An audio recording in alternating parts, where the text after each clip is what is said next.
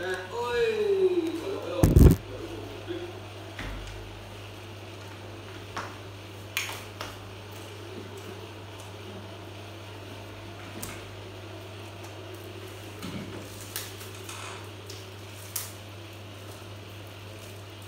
Đó ra.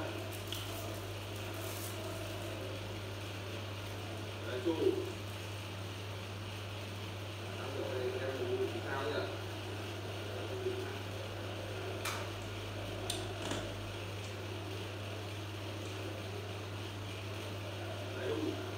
Đấy, đó.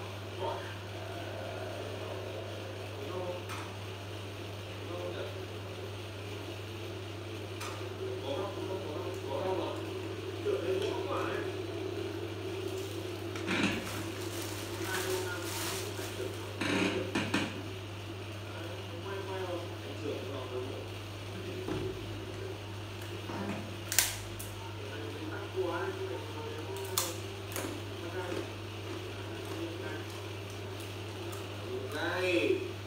Ui dồi. Thôi đi. Alo.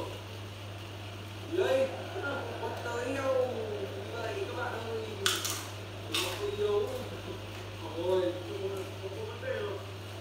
Cần phải đi chơi hay em ạ. Cần phải đi chơi. Chúng ta thi đấu này rất là hoài chống. Không để những cái thì bóng đá đỉnh cao lại xuất hiện cái thao bóng rồi như vừa rồi được. Không có chấp nhận. Phải đi bắt vai.